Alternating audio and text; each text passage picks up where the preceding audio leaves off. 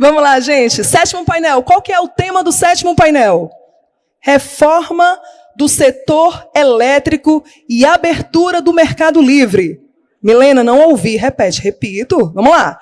Reforma do setor elétrico e abertura do mercado livre. Já vou chamar aqui à frente o mediador deste painel. Ele é graduado em Administração de Empresas pela Universidade Estadual do Ceará, mestre em Administração pela Universidade de Coimbra, diretor do Sindenergia Ceará, executivo com mais de 25 anos de carreira em empresas de diversos segmentos, em atividades que incluem estratégia, gerenciamento geral e liderança comercial. É empresário na área de gestão energética e energias renováveis. Recebam, por gentileza, Paulo Siqueira. Palmas, gente! Vamos energizar essa tarde de evento. Vamos lá. Bem-vindo, Paulo. Como nosso painelista, vou chamar aqui à frente ela, que é cientista política pela Universidade de Brasília e mestre em Economia e Finanças, com ênfase em Energia Elétrica pela Fundação Getúlio Vargas. Ingressou na Abracel em 2014, assumindo a diretoria de Relações Institucionais em 2019, função que ocupa atualmente. Com mais de uma década de experiência no setor de energia, atua fortemente em prol do mercado livre, contribuindo para seu fortalecimento e expansão no Brasil. Atua no Congresso Nacional, órgãos reguladores, instituições setoriais e empresas associadas. Vem para cá, Ângela Oliveira, por favor. Seguindo, lembrando, gente, que esse nosso próximo palestrante, a palestra dele será em inglês, ok? Ele é diretor técnico global da Lightsource BP, tem mais de 35 anos de engenharia internacional e experiência operacional em indústrias de alta tecnologia, ativas na indústria de energia solar fotovoltaica desde 2005, trabalhando na Europa e na Ásia antes de se juntar à equipe de startup da Lightsource no Reino Unido em 2010. Líder técnico para toda a implantação de fontes de luz fotovoltaicas de grande e média escala no Reino Unido e atua como diretor técnico do grupo em todas as jurisdições da Lightsource BP. Responsável pela implantação de novas tecnologias e inovação, cobrindo áreas como armazenamento de energia, energia solar flutuante, sistemas fora da rede e interface com a BP Ventures e novas equipes de tecnologia. Recebam Chris Buckland. Eu espero que eu tenha acertado esse sobrenome. Chris Buckland. Vamos lá? Para este painel também chama aqui à frente ele, que é graduado em Economia pela Universidade de São Paulo, é mestre em Economia pela Universidade Federal de Santa Catarina, MBA em Finanças pelo IBMEC e especialista em Políticas Públicas para o Setor Energético pela PUC do Rio de Janeiro. Atualmente é subsecretário de Assuntos Econômicos e Regulatórios do Ministério das Minas e Energias. É auditor federal de Finanças e Controle do Tesouro Nacional desde 2007 e foi subsecretário de Energia do Ministério da Economia e chefe da Assessoria Especial de Assuntos Econômicos do Ministério das Minas e Energias. Recebam Gustavo Gonçalves Manfrim, por favor.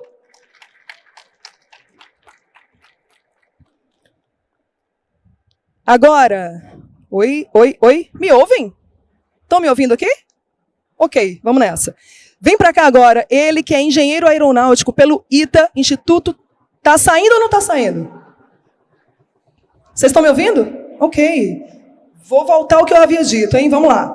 Vou chamar aqui à frente ele, que é engenheiro aeronáutico pelo ITA, Instituto Tecnológico de Aeronáutica, atualmente é diretor de comercialização da Casa dos Ventos. Começou a trabalhar com energia eólica e estudou na DTU Riso para desempenhar o trabalho de engenheiro eólico.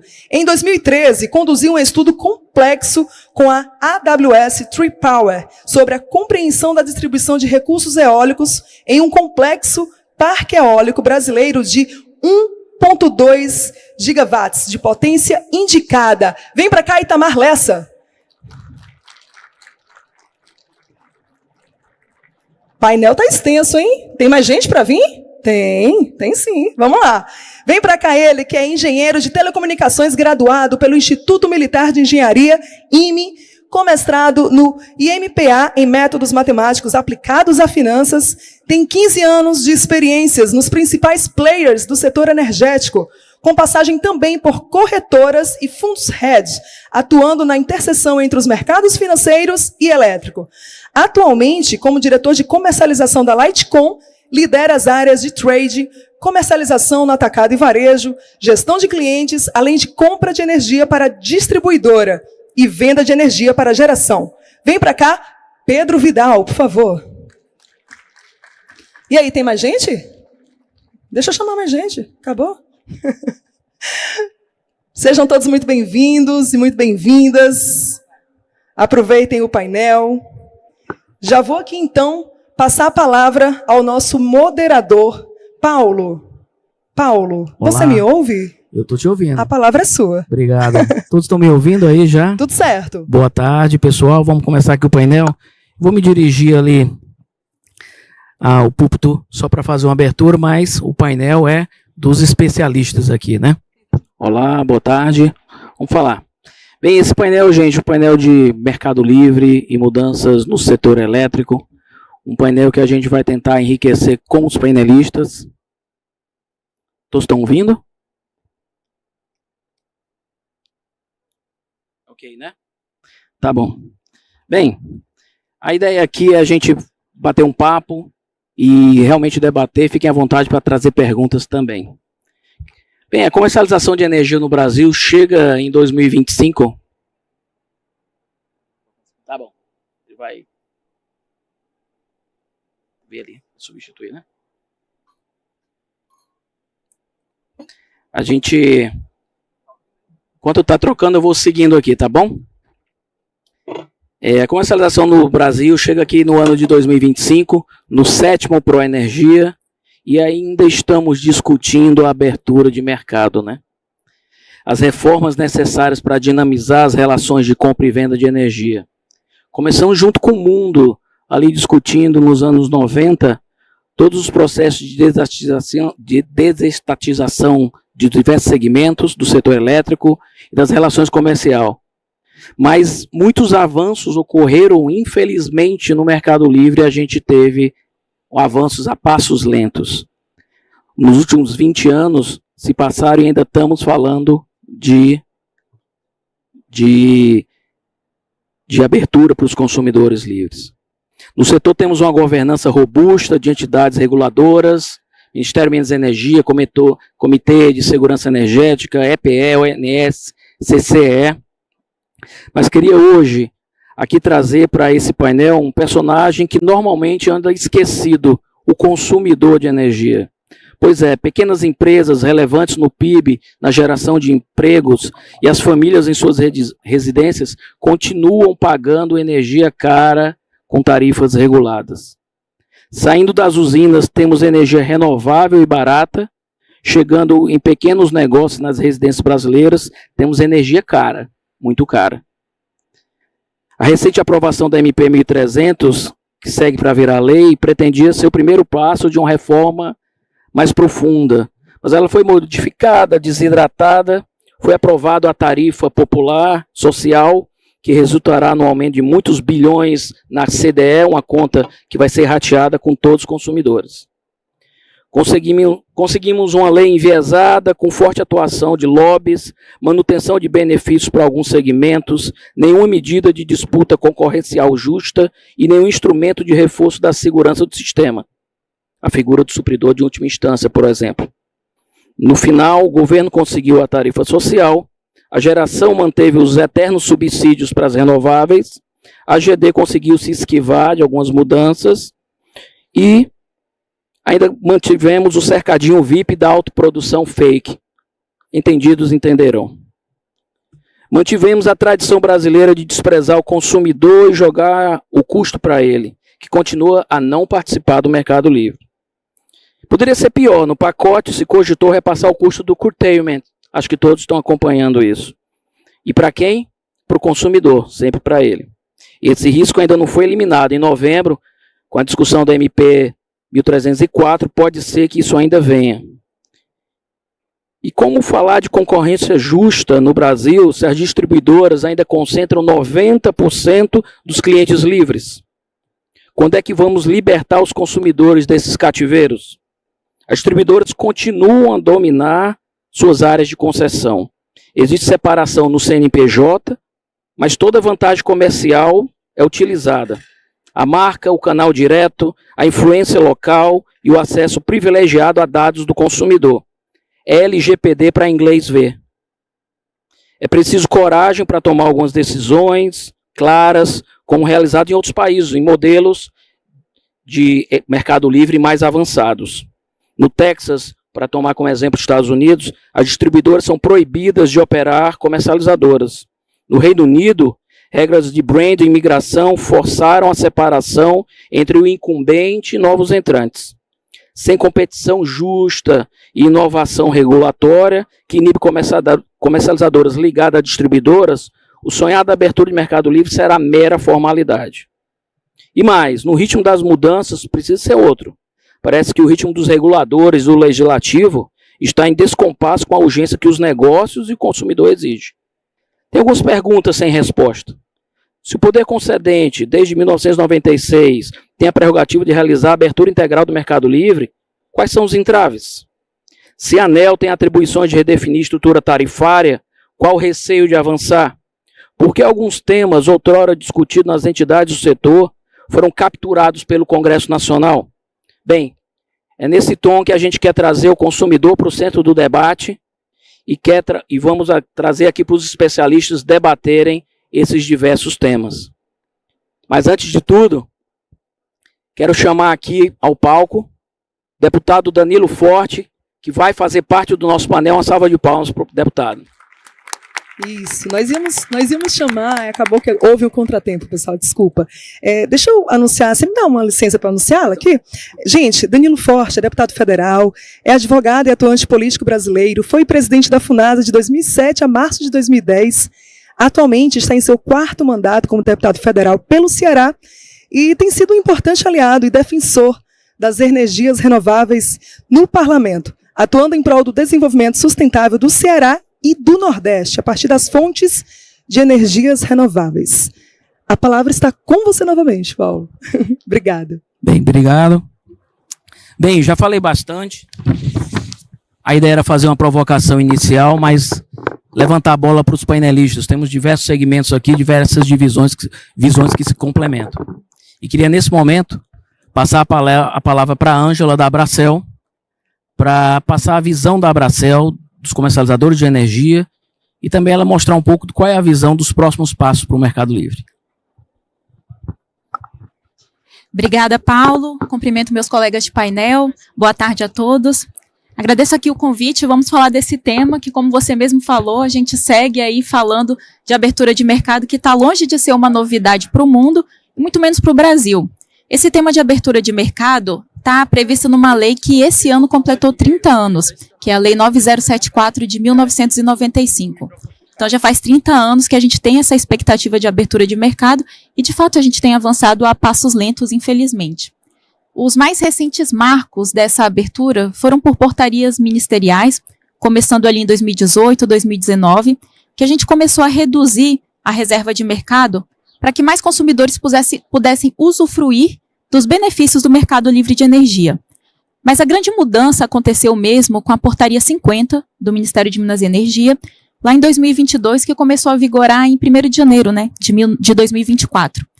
Foi nessa data que foi possível que os consumidores da alta tensão pudessem usufruir dos benefícios do mercado livre de energia. E ali a gente presenciou uma grande migração desses consumidores em busca desse ambiente que é mais competitivo, mais flexível. E toda essa migração expressiva que aconteceu desde então superou todo o histórico de migração que a gente teve no mercado livre de energia. Olha, tem uma apresentação que eu trouxe uns números, mas eu confesso que o Paulo está aqui, Ângela. A gente tem o tempo curto, tem um cronômetro aqui. Estou fomentando aqui o debate. Se der para colocar, tem uns números, por favor. A apresentação da Abracel. Que Então, né, foi o que eu citei, a Lei 9074 já há 30 anos, e as portarias que fizeram os avanços recentes no Mercado Livre. E hoje a gente eu trouxe aqui alguns números expressivos. Não está passando aqui o slide. Aqui. Hoje a gente tem mais de 79 mil unidades consumidoras no Mercado Livre e 94% da indústria e 45% do comércio já estão nesse mercado. Mas ainda tem um caminho a ser percorrido e uma expectativa de que esse benefício do Mercado Livre esteja disponível para todos os consumidores. Nesse ponto, um dos pontos que o Paulo até comentou para a gente falar da importância do varejista, que a partir do momento que a gente está migrando cada vez mais consumidores de menor porte para o Mercado Livre, obviamente o varejista vai desempenhar uma função fundamental, porque vai reduzir as burocracias, vai permitir que esse consumidor tenha um acesso facilitado e não tenha que lidar com tantas questões do setor elétrico. Então é mais eficiência e menos burocracia. Mas para esse consumidor, para todos os consumidores da baixa tensão acessarem o Mercado Livre de Energia, a gente ainda precisa de uma definição. Falta uma decisão política, a gente precisa de data. Então, a gente já teve uma discussão, como foi bem falado, no âmbito da medida provisória 1300, que tinha uma expectativa da abertura total para todos os consumidores da baixa tensão. Esse tema não ficou no texto final. Tem uma expectativa de que esse tema passe para a medida provisória 1304, que ainda está em tramitação no Congresso. Tem outros projetos de lei que tramitam ali na Câmara, que trazem esse tema, e aqui a gente tem um grande especialista, que é o deputado Danilo Forte, então ele tem muito mais respaldo para falar desses pontos, mas a gente tem o projeto de lei 414, que já tramita desde 2016, e ele tem esse tema da abertura. Mais recentemente, o PL 2987, que foi aprovado na semana passada na Comissão de Minas e Energia, comissão que o próprio deputado é membro, que traz também esse cronograma que vinha ali da medida provisória 1300. Então, de fato, a gente tem uma discussão para que todos os consumidores possam acessar o Mercado Livre de Energia, usufruir desses benefícios, mas a gente precisa de uma definição, precisa de uma data, precisa que seja tomada uma decisão voltada para o consumidor que vai conseguir acessar esse ambiente, até para que as empresas possam se preparar também para esse novo cenário de abertura. Obviamente, a gente, como você mesmo já falou, tem outras medidas que ocorrem em paralelo, como o supridor de última instância. A gente tem uma janela de oportunidade com o decaimento dos contratos legados, então abrindo uma janela para que o consumidor possa migrar. Mas é importante destacar que nada disso é uma condição sine qua non para que haja abertura. A gente precisa de uma decisão, da mesma forma que aconteceu com a Portaria 50, que permitiu que todo o Grupo A ingressasse no Mercado Livre. Agora a gente precisa olhar para o consumidor, que ele seja o centro da tomada de decisão, que ele seja o drive desse mercado e o líder da transição energética. Então, quando de fato houver essa decisão, a gente vai conseguir que todos os consumidores migrem para o Mercado Livre e possam usufruir desses benefícios. Então, a gente tem muita coisa para falar, um debate para fomentar, mas se fosse resumir uma palavra, o que falta para o mercado é uma decisão para a gente abri-lo. Obrigada.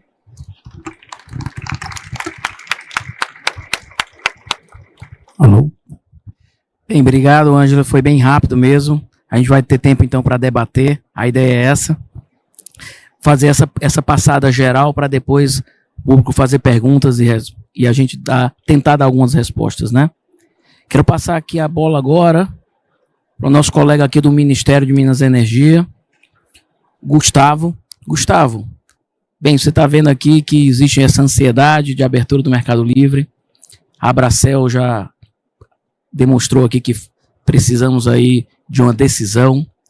Mencionamos, né, que desde 96 o poder concedente tem autonomia, inclusive, para realizar essa abertura gradual, mas uma gradualidade que ainda está demorando 30 anos, né?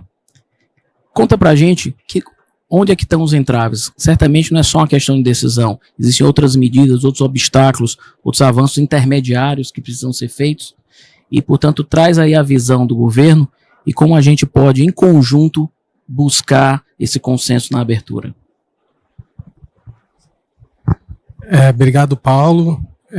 Cumprimentar aqui todos os colegas de painel, grande satisfação estar aqui, cumprimentar todos da plateia também.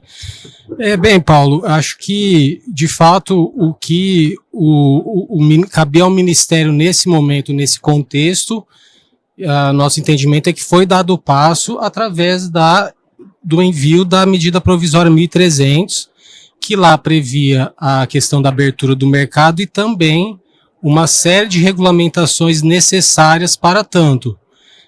Inclusive, mesmo estando ali na vigência da MP, o Ministério já tem aberto uma consulta pública para tratar do supridor de última instância, da questão do agente varejista, entre outras coisas. Então, o primeiro passo, acho que respondendo mais diretamente, o primeiro entrave, de fato, está na aprovação de uma lei.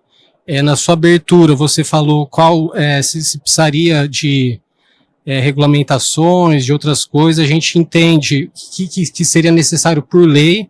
A gente entende que a principal necessidade está em lei abertura é, de fato, a questão dos contratos, da eventual sobrecontratação, de como a gente pode dividir, a gente pode criar um encargo para ratear essa sobrecontratação. De fato, o restante das coisas seria possível por meio de medidas infralegais. Acho que agora é importante, para ter essa segurança na abertura, que tenha esse encargo, né, criar esse encargo para dividir eventual sobrecontratação, e aí sim fazer de maneira segura e de maneira que proteja todos os consumidores, inclusive aqueles que permaneçam na distribuidora. Agora, aproveitando aqui, pegando também o teu gancho aí da sua abertura, que foi muito oportuna você falar sobre o consumidor no foco, assim, o protagonismo, a importância para o consumidor. E essa foi, de fato, uma grande premissa do que a gente fez por meio do envio da medida provisória 1300. Inclusive, enfim, tem outros temas que poderiam ser abordados, que estavam no PL 414, mas para ter um foco maior e para, de fato, colocar o consumidor nesse protagonismo, que foram selecionados esses temas da medida provisória 1300, que ocorreu por meio de 3, digamos assim, eixos, 3 grandes linhas, que é a justiça tarifária, principalmente na questão da tarifa social, deixar a tarifa social mais visível, mais justa para o consumidor, que ele consiga gerenciar melhor, saber melhor qual é o benefício que ele tenha. E aí sim, você falou do aumento de custos, só que ela vem também junto com as outras medidas que vêm na própria MP, que equilibram esses custos, porque ao estabelecer um patamar de 80, um consumo de 80 kWh mês, para a gente não deixar nenhum consumidor perder, assim, para que nenhum consumidor hoje beneficiário tivesse perda, esse patamar foi estabelecido e gera um acréscimo de custo na CDE, de fato, mas que no conjunto da MP existe ali um equilíbrio, tratando-se de outros encargos, da redução de outros subsídios e encargos, para que esse equilíbrio aconteça, inclusive reduzindo muito mais, em termos líquidos, a CDE lá no futuro. E eu estou citando aqui o outro eixo da medida, que é o eixo de equilíbrio do setor, que é, de fato, a gente transferir custos e colocar custos para quem realmente faz parte desse custo ou é beneficiado por alguma política. Então, aqui nós propusemos o rateio para todos os consumidores da energia de reserva de Angra 3, a questão da autoprodução é importantíssima, que seja uma autoprodução de fato, não uma autoprodução emulada como a gente tem hoje, uma melhor distribuição dos pagantes da CDE por nível de tensão e, de maneira bastante importante também, a questão do fim do desconto no fio, porque a gente fez isso de maneira bastante respeitosa aos contratos vigentes, de maneira a que os contratos sejam mantidos e que se faça uma análise correta do que é direito adquirido ou não. E ela também conversa com a abertura do mercado, porque se você abrir o mercado para o consumidor de baixa tensão e sem dar a ele o desconto, o direito de desconto no fio, seria uma situação, digamos assim, injusta, né? Então, assim, você ir paulatinamente tirando o desconto do alta tensão que já tem, a gente entende que é uma medida correta de equilíbrio do setor, que acaba por trazer uma justiça também para o consumidor. Enfim, a gente procurou estudar bastante, ver como funciona o mercado e a realidade ali do registro dos contratos, etc., para fazer um texto bastante aderente, que pudesse dar ali aos agentes uma previsibilidade adequada. E, por fim, trazer o outro eixo da MP, que foi o eixo de liberdade ao consumidor, que é, de fato, a abertura do mercado. E aqui, vamos dizer assim, a gente muito escuta quais são os problemas, quais são os riscos e consequências da abertura do mercado por baixa tensão. Mas talvez a gente possa fazer outra pergunta. Quais são os riscos, consequências e problemas da não abertura do mercado de alta tensão?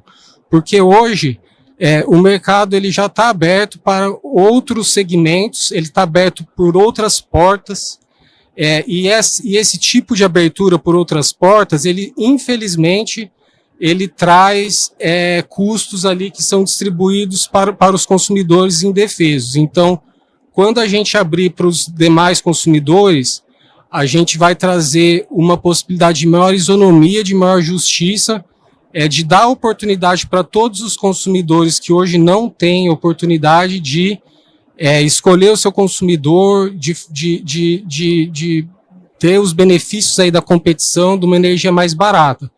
E claro, logicamente, que a gente não poderia deixar de fazer isso sem o devido equilíbrio, sem as medidas adequadas, como eu já disse algumas aqui, de alocação de custos, de equilíbrio do setor, mas também prevendo ali a criação do supridor de última instância, a questão da modernização das tarifas ali pela ANEEL, que é importantíssimo para uma possibilidade de tarifa binômia, que você separar a prestação do serviço do fio com a fatura de energia. Então, tudo ali está previsto para ser regulamentado dentro de um cronograma que a gente acha super adequado. Assim, são regulamentações e o amadurecimento que já está acontecendo, que a gente já vem tendo uma curva de aprendizado aí, que para a gente, assim, do ponto de vista do Ministério, o que falta, de fato, é que seja tratado esse texto. A gente, como foi dito, não foi aprovado na MP 1300, mas dentro das discussões aí da MP 1304, o deputado Danilo está aqui para falar bem melhor, a gente entende que é importante que esses temas sejam tratados em conjunto, porque, afinal de contas, enfim, acho que o consumidor merece ter essa boa notícia aí para o futuro, que é ter tarifas mais justas e mais competitivas. Bem, por hora, acho que são essas palavras, eu fico à disposição aí. Obrigado. Obrigado, Gustavo. Gostei de ouvir quando você fala que o Ministério também está atento ao custo de não abertura do Mercado Livre, né? A gente vê muita discussão no setor, um excesso de conservadorismo, muitas vezes, em que sempre se fala dos problemas, dos custos, temos de estudar, mas por que não olhar de outra forma? E o custo de não abrir, de não ter concorrência e continuarmos com um custo tão alto, gerando peso na inflação e também no custo de empresas e famílias.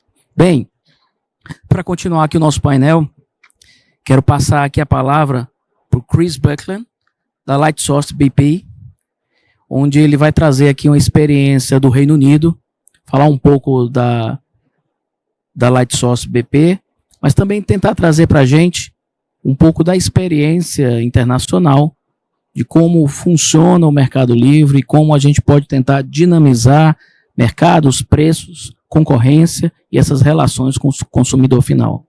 Chris, a palavra está com você.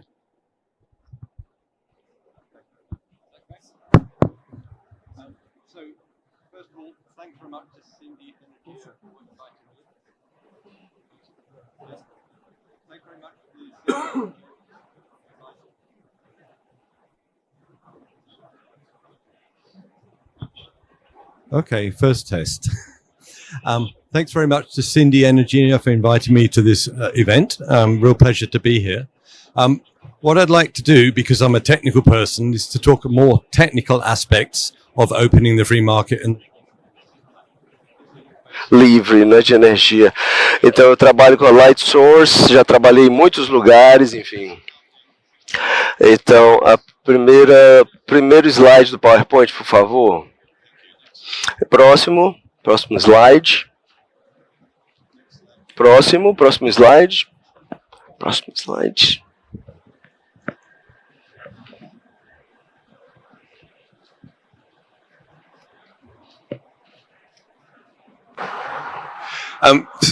Briefly, a little bit about Light. Bom, só primeiramente um pouquinho sobre a Light Source. Nós somos uma empresa do Reino Unido e nós estamos presentes em mais de 20 países, enfim, trabalhando com 11,5 gigawatts, não é? E começamos as nossas atividades aqui no Brasil em 2019, 20 por aí.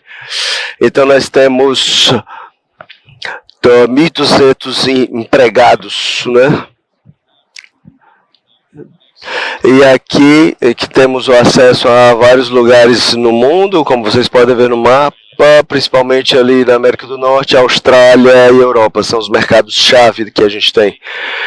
Bom, em diferentes mercados nós temos que trabalhar com diferentes empresas, sempre com, digamos, um gosto diferente. Então, temos diferentes sabores, entre aspas, né, à medida que vamos para diferentes lugares.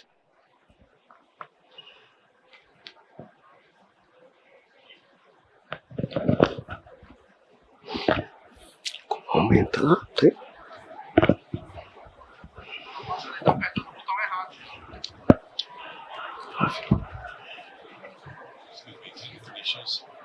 Tem que aumentar mais, tem? Como?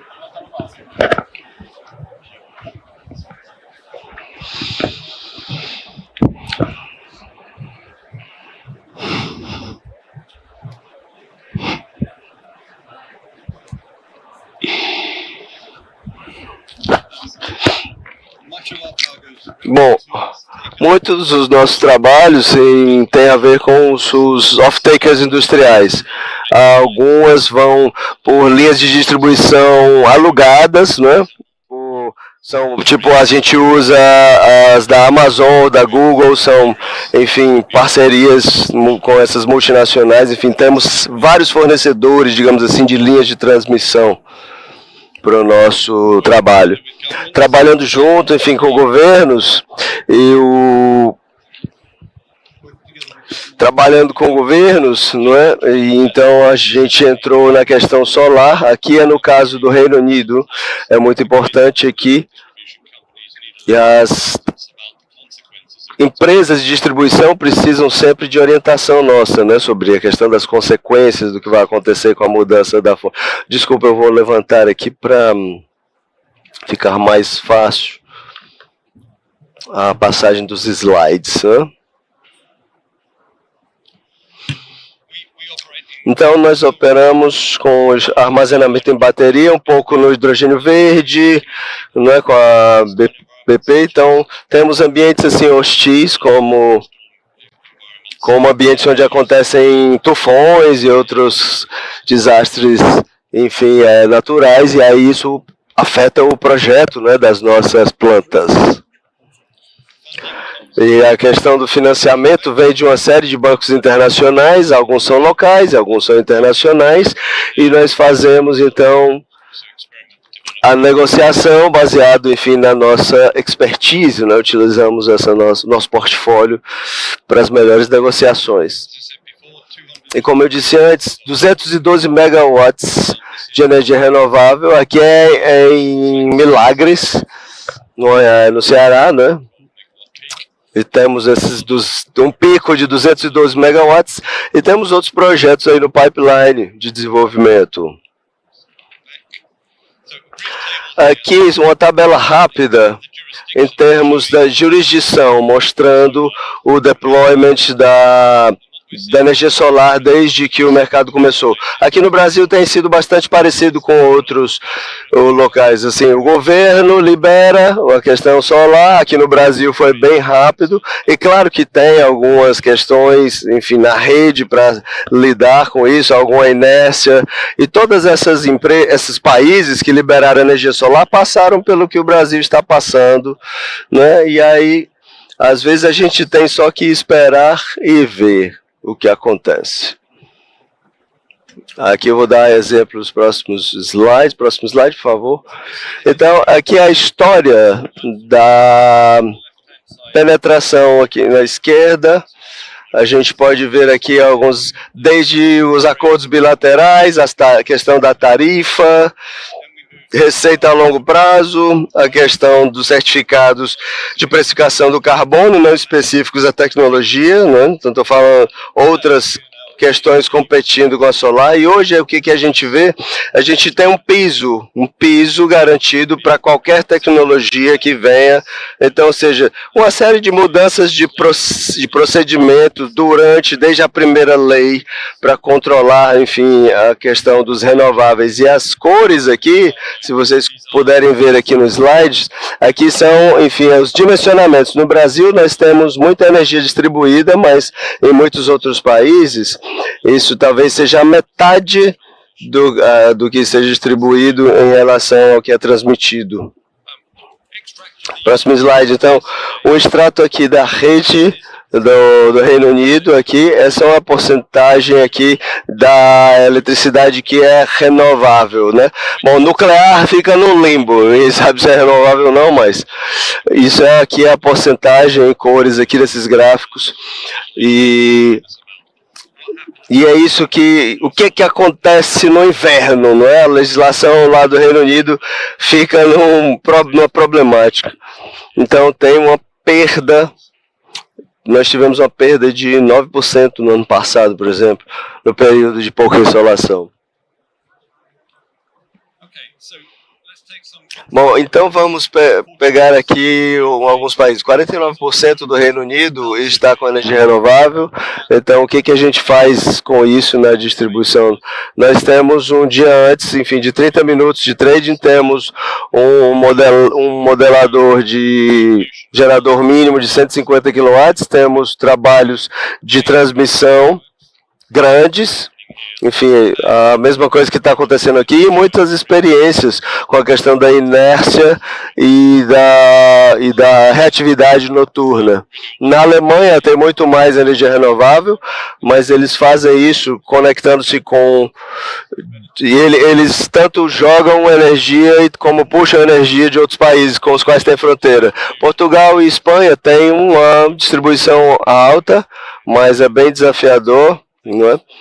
Porque eles estão tentando controlar, não é, utilizando a energia reativa. Na Irlanda, eles têm 13 tipos de acordos de conexão. 13 é como eles controlam a estabilidade na sua rede, e é por isso que eles têm uma penetração relativamente alta. E finalmente a Austrália é muito bom na previsão, né? Eles têm uma previsão de geração de 15 minutos e eles conectam, né, na rede nacional. Na verdade, assim, para se conectar na rede, nós precisamos de uma penetração de 15 minutos. Se não acontece nesses 15 minutos, existe uma penalização. Então, é assim que eles conseguem manter a estabilidade. Quais são as vantagens no Brasil, né, como a gente está agora, enfim, comparado com outros países? O Brasil tem sido muito rápido e muito ágil, né, e capaz de implementar as mudanças no lado da engenharia, no lado do deployment e no lado do desenvolvimento. Então, tem sido, enfim, uma penetração alta, né, desde a questão da economia digital. Temos pessoas muito bem treinadas, de mente aberta. Às vezes a gente não vê isso em outros países. O Brasil tem essa diferenciação. É uma capacidade hidroelétrica alta. Isso é como se fosse uma grande bateria que podia ser usado, enfim, que pode ser usada na intermitência dos renováveis. Então, juntando a questão da hidrelétrica com a energia solar e eólica, daí a hidrelétrica segura quando as outras caem. Tem um hub de trading, né, global. Nós estávamos falando ontem, usando algumas das capacidades, enfim, para transportar o hidrogênio verde ou amônia. Ambos esses projetos, enfim, podem a amônia, né, e o hidrogênio verde, eles têm que ser baseados em energia renovável. Nós temos uma grande capacidade aqui no Brasil, portanto temos muita oportunidade de inovação no espaço brasileiro, e principalmente usando a inteligência artificial, né, usando a automação e usando a questão da corrente alternada justamente por conta das hidrelétricas. Então temos, assim como todos os novos mercados, nós temos que fazer amizade, digamos assim, com a rede, né? Uma parte é a questão legal, mas às vezes a rede começa, enfim, a ter dificuldades, então a gente tem que amenizar isso. Nós temos que garantir políticas que assegurem um financiamento. Eu acho que isso está acontecendo agora. Nós temos que melhorar a cooperação e a transparência entre a transmissão e a distribuição. Nós temos que prever, né, a geração dos renováveis, ou seja, para as pessoas ficarem menos ansiosas do lado dos geradores, com a ajuda do governo, motivar, enfim, os incumbentes da geração de energia existentes para se engajar e para dar apoio, fazer testes e experimentos com serviços de rede smart, né? E nós achamos isso em muitos locais já, muitos locais diferentes. Alguns países não têm essa consciência do tipo de serviços que a energia solar pode fornecer, por exemplo, a energia reativa à noite, e claro, quando existe essa consciência, é muito mais favorável fazer os acordos de conexão à rede e fazer testes e suporte na geração smart, né, oferecendo isso ao mercado. Por exemplo, vendendo energia para data centers, nós estamos, enfim, fornecendo energia solar, né, para data centers, e nós assumimos o risco de preencher essa lacuna, por exemplo, e tarifas que sejam dinâmicas. Então, o próximo... vai dar para ver no próximo slide, é possível hoje em dia para qualquer utilizador de energia no Reino Unido para comprar uma tarifa dinâmica, ou seja, que dá para ser prevista, por exemplo, que pode ser prevista todo dia, não é? Para tarde, qual o preço da eletricidade amanhã de tarde, ou seja, isso dá para fazer se você é um consumidor, você pode fazer essa escolha como consumidor final, você assume o risco da tarifa aumentar ou não. Então é isso, esse é o nosso trabalho aqui de colocar as energias renováveis para uma nova rede de distribuição, e eu fico aqui aberto para o debate. Muito obrigado. Obrigado, Chris, pelas contribuições. Acho que o encerramento foi justamente muito na linha do que a gente busca, né? Preços dinâmicos, ainda temos contratos bilaterais ainda muito fixos, estamos longe ainda de ter preços horários. Tive recentemente na Intersolar em Munique, lá em Munique são 19 galpões desse aqui, e tinham 2 galpões somente para gestão energética e trading de energia, que mistura mercado livre, baterias e baterias dos carros. Então lá já existem softwares de gestão para residências, onde você monitora seu consumo e o consumidor final faz negociações peer-to-peer, né? E esses consumidores que viram prosumidores, né? Porque eles também têm geração solar nos seus telhados, também se tornaram traders. Então, quer dizer, o consumidor que compra energia no horário mais barato, armazena na sua bateria residencial ou na bateria do seu carro, e às 2 horas da tarde vende por um preço muito mais elevado. Estudos que algumas residências conseguem economizar ou ganhar nesse trading peer-to-peer cerca de $5.000 por ano, né? Então, imagine. É nisso que já está acontecendo na Europa. Não é exercício de ficção científica. A gente viu lá, são 2 galpões maior do que esse evento todo, só falando de gestão de energia, com trading, com gráficos, onde os sistemas com inteligência artificial te sugerem o horário de compra e te sugerem o horário de venda de energia. E é sobre isso que, portanto, a gente está perseguindo.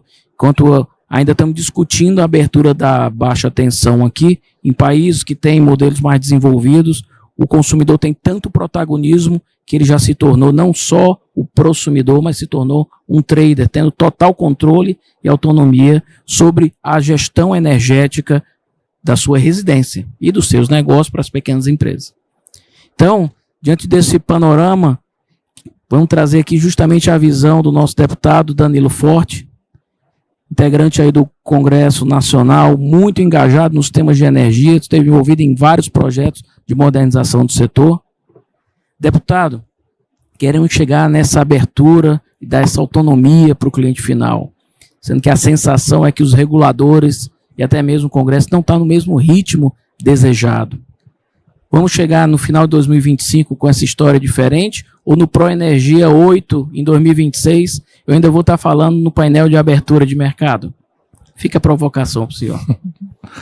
Estou me acostumando com isso. Boa tarde a todos e a todas. Boa tarde. Quem é empresário aqui? Levanta o braço. Hoje está muito difícil ser empresário no Brasil. Já não bastasse todo o nosso problema de falta de competitividade em função da carga tributária excessiva que nós temos um país que inibe a livre iniciativa todo dia. Ainda tem uma concorrência desleal hoje muito forte com relação à questão da violência que tem atingido as empresas e numa concorrência muito desleal com relação ao mercado e à livre iniciativa no país.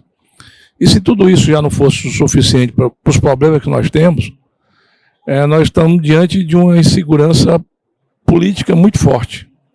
Tudo que foi tratado aqui, inclusive eu peguei desde a primeira fala do Paulo, e depois passando aqui pela Ângela e passando também pelo Cris, que fez o relato da experiência internacional lá dele, o que nos preocupa mais é a falta de uma coerência legislativa que possa estimular um setor da economia que é vital pelos insumos para o restante de toda a economia e vital porque para nós aqui do Nordeste foi a esperança que nós tínhamos de diminuir os desequilíbrios regionais, que no Brasil é muito profundo. Eu costumo dizer que depois do ciclo da cana-de-açúcar, no século XVI, talvez tenha sido a primeira grande oportunidade que o Nordeste teve de se reequilibrar economicamente com o resto do país. E, infelizmente, Brasília não tem a mesma percepção que nós temos aqui. Então, por isso é que talvez essa discussão ela vá prosperar e postergar, inclusive, decisões da conjuntura atual. Eu não, com muita sinceridade, e eu sempre sou muito sincero nas minhas coisas, eu acho que a agenda nós estamos discutindo já há algum tempo. Nós estamos aqui no 7º encontro, aqui parabenizo inclusive o Sindicato de Energia, na pessoa do presidente Luiz Carlos, que toca muito bem esse evento todo ano para a gente fazer esse debate. Nosso grande homenageado, professor Paulo Picanso, que também é um grande amigo. Agora, a gente vai continuar discutindo. Vai continuar discutindo por quê? Primeiro, porque nós não temos um protagonismo muito claro com relação à dinâmica do setor. Se fala de transição energética, o mundo todo está falando de transição energética, e agora houve um esfriamento desse debate, devido à nova postura da nação mais rica do mundo, dos Estados Unidos, com o Trump, que deu uma diminuída na celeridade que a gente estava vivendo com relação à transição energética, e por outro lado, os reflexos disso no Brasil se aumentam. Aumentam por quê? Porque nós temos aí um jogo de um tabuleiro em que as peças vão se organizando à medida que a onda vai vindo. Então não tem uma política clara, desde que poderia ter sido ofertada na transição energética, que poderia ter sido ofertada numa política de diminuição das desigualdades regionais, não. Então, o que é que se cria? Se cria um verdadeiro confronto interno de diversos segmentos que fazem parte de um único setor da economia, de um mesmo setor da economia, e que dentro desse jogo, a cada momento, a gente se depara com uma interrupção ou uma diminuição da atividade. Por exemplo, todo mundo viu aqui, inclusive eu fiz até um PDL, o PDL 365, que foi aprovado na Câmara dos Deputados em novembro de 2023, que ainda hoje está lá no Senado, esperando para ser votado no Senado, com relação à mudança da cobrança da transmissão, do custo, né? Tinha um jogo jogado, tinha todo um planejamento feito, e ali, de uma hora para outra, a ANEEL vai lá, muda a regra, né? Cria um desconforto. Quem está gerando sente que aquela questão da priorização do consumo local prejudica quem está gerando no Nordeste, que tem o sol e o vento com mais eficiência do que o resto do país, e aí nós ficamos de novo aí numa situação de desconforto com relação a uma decisão tomada como essa. E agora, recentemente, está todo mundo aí sofrendo, foi por isso que eu perguntei quem era empresário, com o problema dos curteiros, né? O corte de forma desorganizada, né? Então, são várias instituições que, em vez de se harmonizarem dentro de uma perspectiva de solução dos problemas, parece que fica uma criando problema para a outra. Porque a ONS hoje não tem capacidade de fazer o acompanhamento de toda a evolução da geração do país. Hoje ela não acompanha algo em torno de 47% da geração do país apenas, né? E, numa forma de se proteger, prejudica um setor da economia que está efervescente, que está gerando emprego, que está gerando oportunidade, que está criando uma situação, né, de dar ao Brasil o conforto de poder dizer para o mundo que nós tivemos momentos esse ano que nós tivemos 93% da geração energética do país é energia limpa, renovável, energia verde. Então, nós temos pontos positivos para mostrar para o mundo e temos uma dificuldade interna muito grande de harmonizar esse desenvolvimento. E tudo que foi faltado aqui é falta de planejamento estratégico, é falta de um protagonismo, e aqui, desculpa o representante do Ministério das Minas e Energia, de um ministério que tem uma política mais clara com relação a isso. E não ficar vendo o confronto entre EPE, ONS, ANEEL, CCE, tudo numa disputa ali interna que não harmoniza dentro de um projeto capaz de fazer desse país o país da transição energética de fato, o país que a gente possa, inclusive, se aproximar do que o mundo espera de nós hoje, inclusive com o advento, né, de consumidores de eletrointensivo. E está aí a nossa luta, está aqui o Itamar que vai falar daqui a pouco, né, da questão dos data centers, que vai desafogar muito a geração e vai criar, inclusive, novos mercados para o Brasil inteiro. E está aí já também a medida provisória 1318, que a gente já está começando a se debruçar sobre ela, porque é uma esperança de garantia de consumo no mercado que a gente hoje produz mais do que consome. Inclusive, exemplo aqui do próprio estado do Ceará, onde a gente tem uma produção, em média, 12% maior do que o próprio consumo local. Na 1.300, que foi falado aqui também, né, foi enxugada diante de um acordo político, e aí vem uma preocupação, mas antes da preocupação eu preciso falar de uma conquista que foi importante, foi da flexibilização do horário do consumo da eletrificação rural. Está aqui o Bringel que está aqui conosco, com relação a essa questão do horário que era de 9 da noite até 5h30 da manhã, e agora a gente conseguiu flexibilizar para ser no horário em função da relação do consumidor, né, e com, no caso, a própria política pública, o Ministério definindo por região qual será a melhor horário, tanto para o irrigante, né, como o pessoal da carcinocultura, os plantadores de camarão, que vão ter oportunidade de ter uma energia mais barata num momento mais produtivo, até porque, né, a absorção da água na agricultura, principalmente na fruticultura, se dá muito maior no momento exatamente que tem a fotossíntese, no momento em que, durante o dia. Então isso vai ajudar na produção rural, produção agrícola, vai ajudar na demanda que o setor de geração de energia precisa para colocar energia, vai abrir espaço para o mercado poder comercializar mais e comercializar melhor, e vai dinamizar uma atividade econômica, inclusive dando mais competitividade no final, porque essa máxima que a gente produz a energia mais barata do mundo e consome cara, ela já encheu o saco, mas é real. E ela só vai ser mudada quando tiver um governo e um ministério capaz de impor esse debate à sociedade. Porque lá na pandemia, inclusive eu era relator do orçamento naquela época, e eu coloquei que a gente poderia levar, né, a taxa do consumo de social, né, que naquela época era menor, era 60 kWh mês, para o orçamento geral da União, como é feito na grande maioria das nações do mundo. Quem paga tarifa social, quem paga benefício social, é o orçamento da União. Só que o nosso orçamento já não cabe mais nada.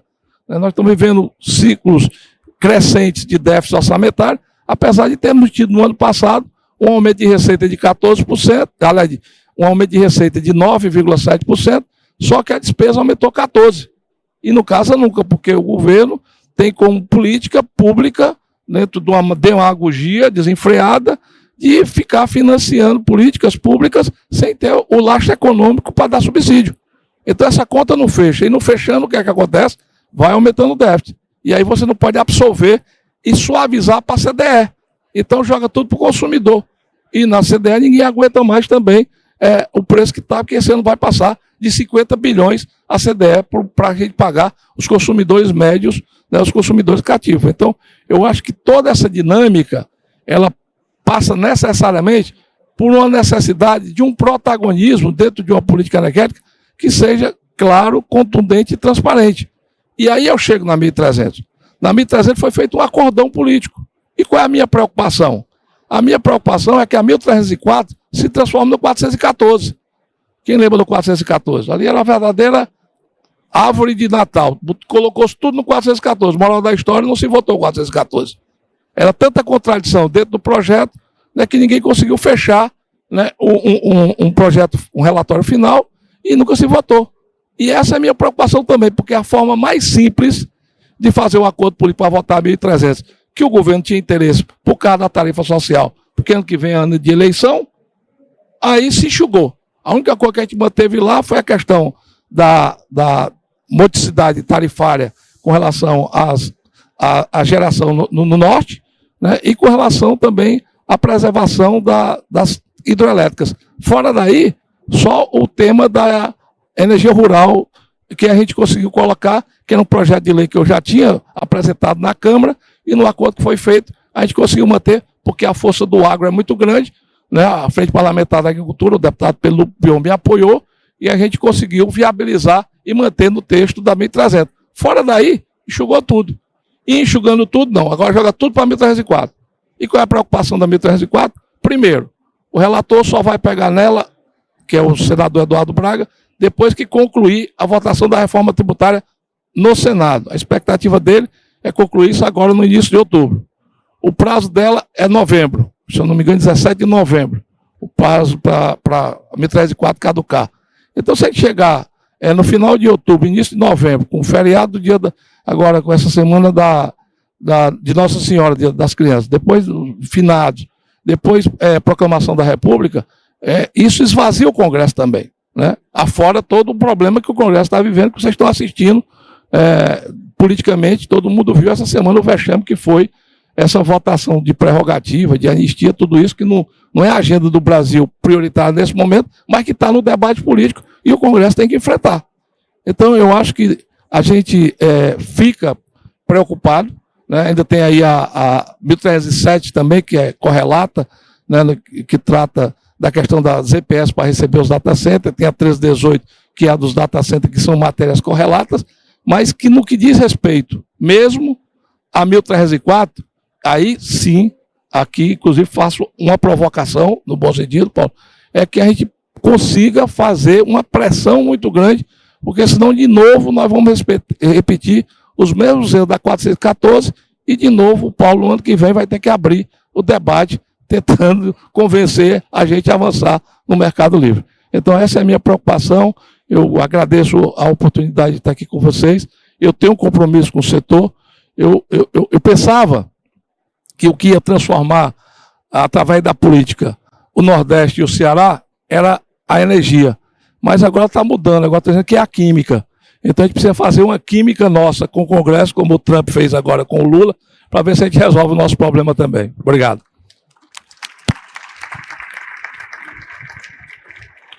Obrigado, deputado. Deputado Danilo Forte, sempre muito sincero e direto nos pontos críticos.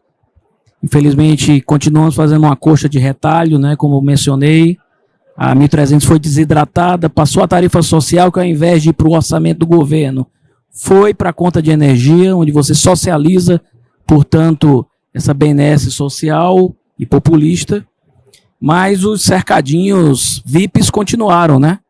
Os geradores continuaram com seus descontos na TURG, as APS conseguiram aí também se manter isentas. A gente vê a GD se esquivando também da tarifa binômia. E já estamos discutindo a nova onda, que é com os data centers, talvez o Itamar possa discutir isso aí.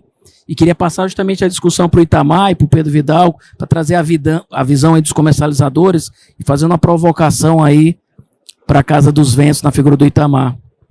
Essa MP 1307 para os data centers é um novo cercadinho que está sendo criado para os comercializadores?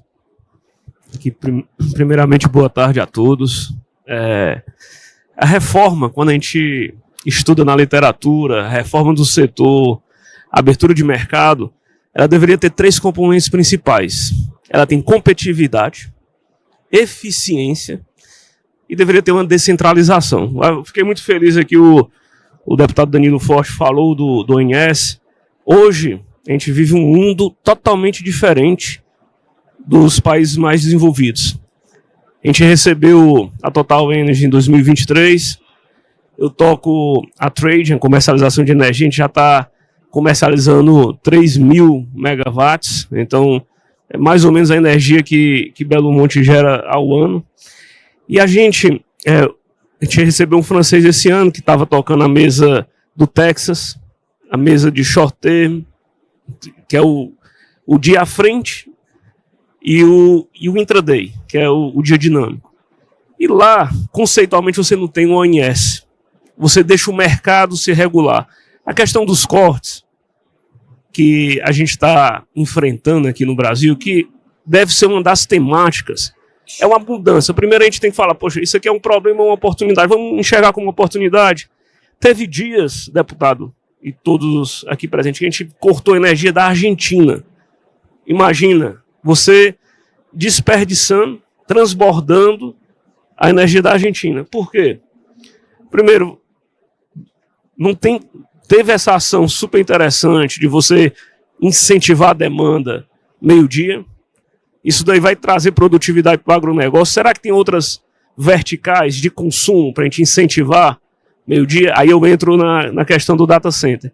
Data center, hoje, no mundo, é um problema. Para o Brasil, é uma oportunidade. Enquanto a gente está vertendo essa energia, que é equivalente à energia da Argentina, muitos dias, a gente colocar esses data centers, principalmente no Nordeste, que é boa parte desse transbordo no Nordeste, a gente evita desperdício, a gente transforma desperdício em oportunidade.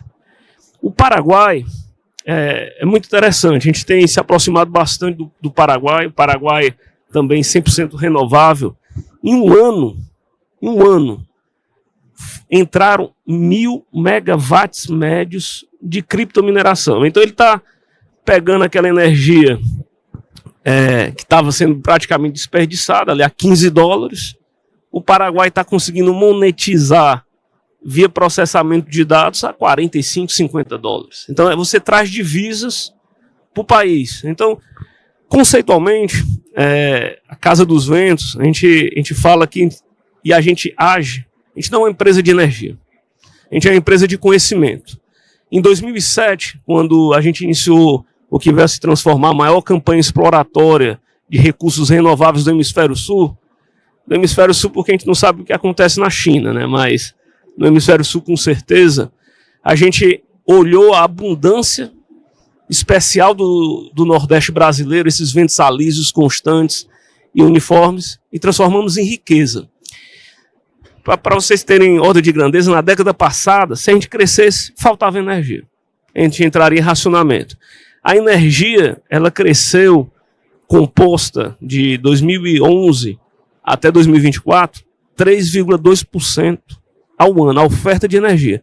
Enquanto o consumo só cresceu 1,5%. E quando a gente observou isso na Casa dos Ventos, falou, você precisa atrair demanda, a demanda é riqueza. Energia é um meio para a gente atrair riqueza, uma condição de contorno necessária e suficiente para a gente crescer.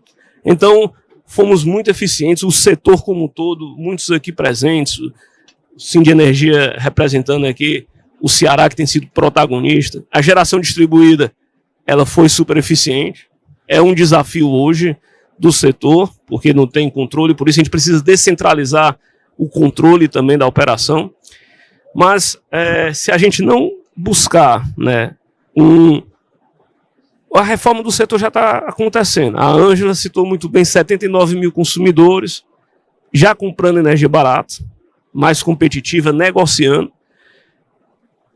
A Casa dos Ventos a gente não vende energia, a gente estabelece parcerias, a gente conseguiu, com muito sucesso, trazer competitividade para a indústria brasileira a partir do momento que a gente observou que os grandes eletrointensivos, empresas de alumínio, mineradoras, contratavam energia de autoprodução, a gente conseguiu trazer isso de uma forma justa e competitiva para esses consumidores. São 4.400 megawatts que contribuíram, né, para essa condição de contorno de abundância de energia, que atualmente é um desafio, mas a reforma do setor sendo bem equacionada, a gente vai conseguir direcionar isso. Internamente, a gente tem visto muitas oportunidades, semelhante a essa que o deputado comentou. A gente tem visto sistema de refrigeração, a gente tem clientes, shopping centers, supermercados, a gente já está dando incentivo para o cara aumentar o consumo meio-dia, aumenta a refrigeração meio-dia, aquilo ali funciona como um capacitor e na ponta ele reduz. Então são inovações, criatividades que fazem da gente uma empresa de geração de valor para o parceiro. A gente não está na briga de venda de commodities. A gente se posiciona como geração de valor, compartilhar o valor, a eficiência que a gente vai trazer para o nosso parceiro ali, a gente vai compartilhar e gerar riqueza para as duas companhias. Então, eu espero que, de uma forma muito inteligente, todos esses debates do setor, eles buscam eficiência para todos, né?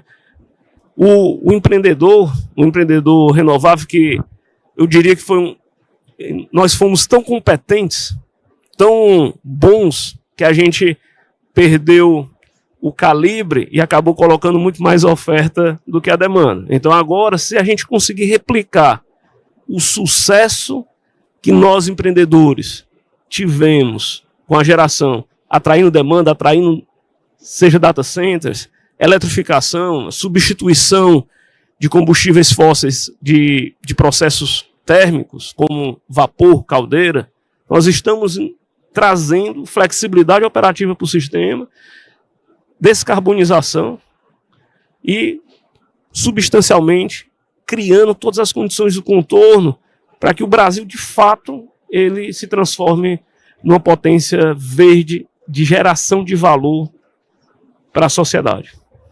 Perfeito. Obrigado, Itamar. É interessante a visão que o Itamar está trazendo com o comercializador de energia da Casa dos Ventos, onde ele fala que não é vendedor de energia, quer trazer valor agregado para o consumidor, né? Com outras soluções, com gestão energética, com eficiência energética. Interessante. Queria passar a palavra final aqui para o Pedro, da Light.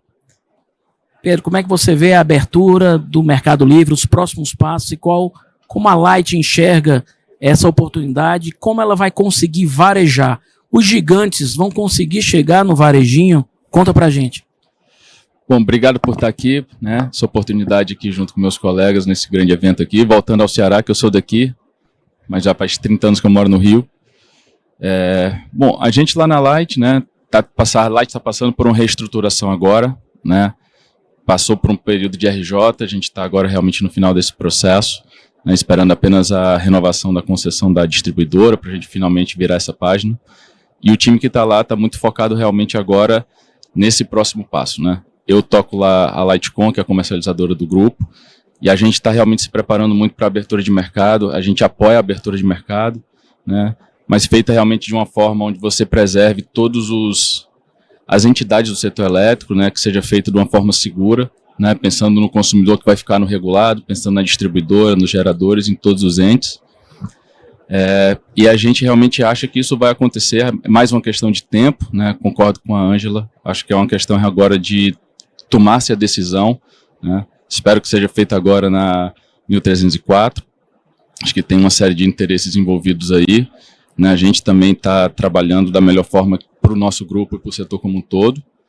E lá na LightCon o que a gente vem fazendo realmente é se preparar para essa abertura do setor, né? Que já realmente abriu, né, para GD, né? Acho que agora o importante é dar também para o consumidor da baixa tensão essa oportunidade dele migrar para o Mercado Livre, ter essa opção de não só ficar no distribuidor ou ir para a GD, mas ter também outros comercializadores que possam atendê-lo, né, com segurança, né? Eu acho que é importante o consumidor ele buscar realmente empresas que já estão no setor há bastante tempo, né? A gente viu realmente no passado recente alguns comercializadores quebrando, né, deixando um passivo para o setor, né, e alguns clientes descontratados no momento de PLD alto, né. Muitos desses clientes eles buscam depois, alguns vieram até para a gente, mas para outras comercializadoras grandes também. Então eu acho que principalmente é essa questão da segurança, né, que busque realmente uma forma de trazer mais robustez para o setor e para os comercializadores, para não deixar o consumidor na mão e depois ele ter que ficar, né, sendo atendido aí de uma forma mais precária. E, além disso, a gente também está trabalhando muito nessa questão da digitalização, né, para realmente ter uma capilaridade maior.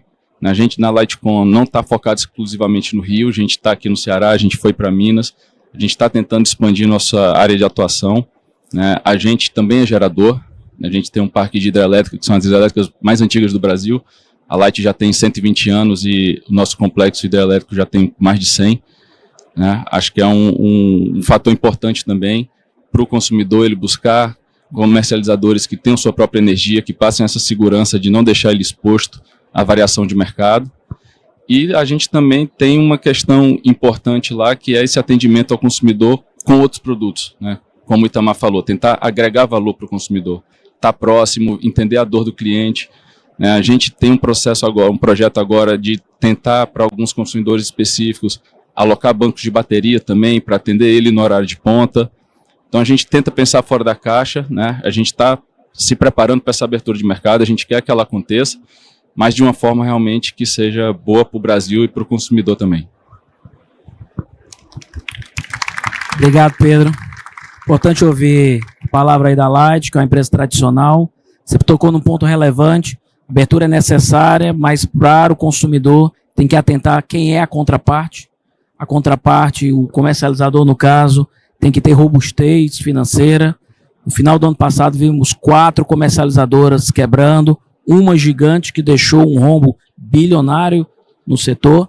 Portanto, essa abertura tem que ter mecanismos de segurança para o consumidor, que é a parte, normalmente, que não conhece esses detalhes técnicos, regulatórios e muito menos esses riscos financeiros, né?